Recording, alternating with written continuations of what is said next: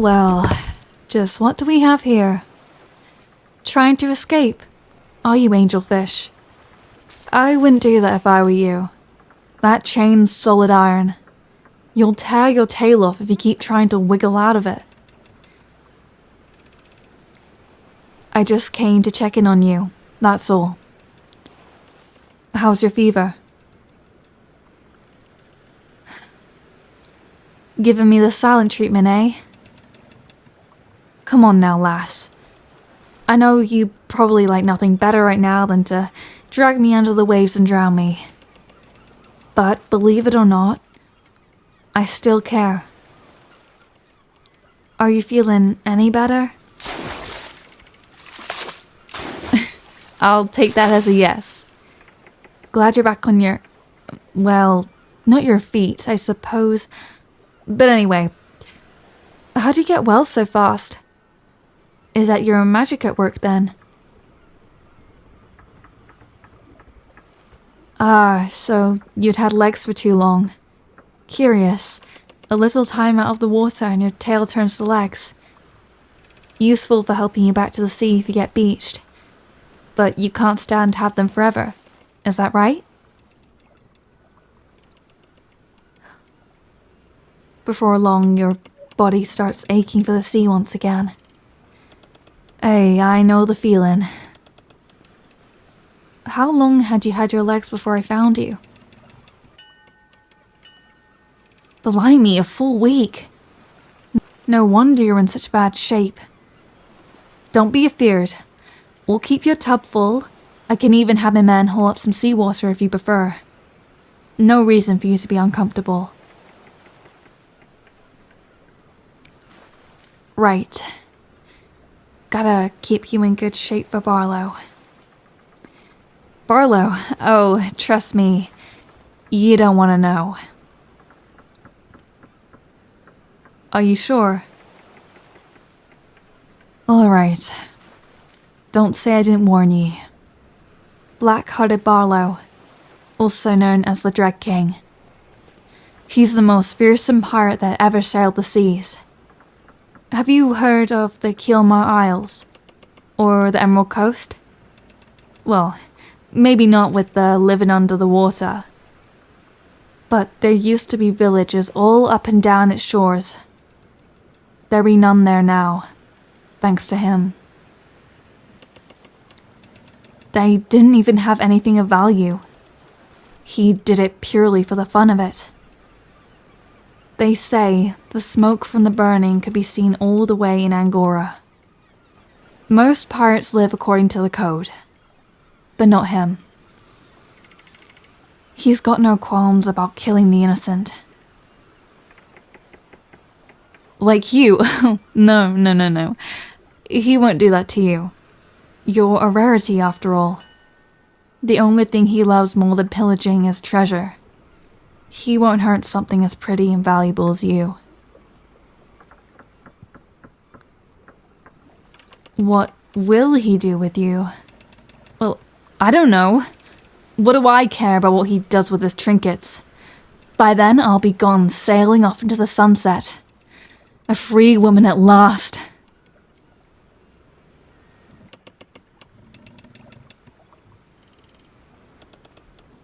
My debt. That blasted fool Perkins just had to open his mouth. It's none of your business, lass. Just keep your mouth shut and do as you're told.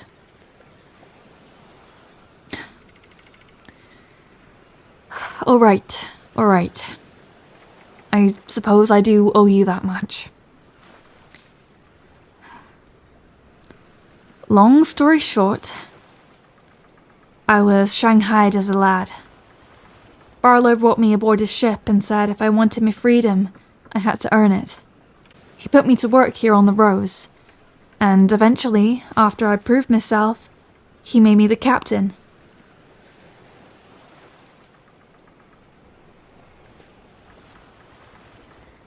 I call the Rose me own. But the truth is, she isn't mine. Any more than me own life. The same is true for the rest of the crew. For the last 10 years we've been sailing and pillaging, trying to earn enough to pay off our debts. But every time we think we're done, the dread bastard demands more. But you might be the last payment we need. All the gold and jewels in the world are like pebbles compared to a wondrous creature like yourself. If we hand you over, it might be enough for him to finally let us go.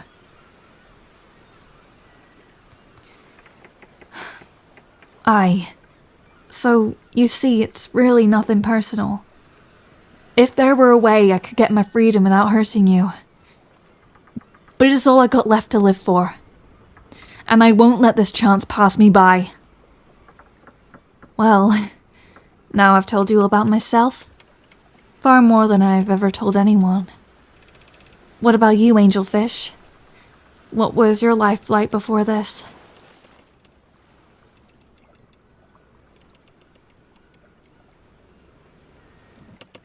Just you and your sister. Is that typical of merfolk? Oh. I see. I'm sorry. She was with you that day. Blimey. Did the Duke's men get her too? Why didn't we find her along with you? You don't mean that they...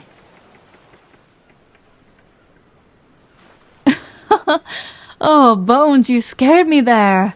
Oh, I wish I could have seen their faces when she gave them the slip. What?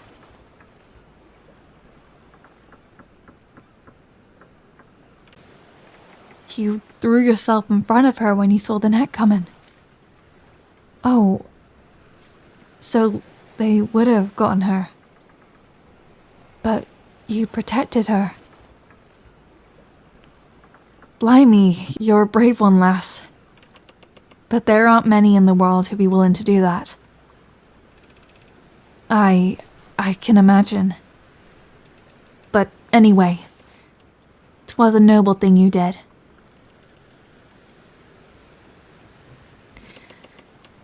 Well, enough of that. I can't be sitting here yapping all day.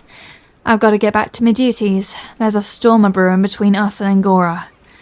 From the look of things, it's heading straight for us. Thank you. For what?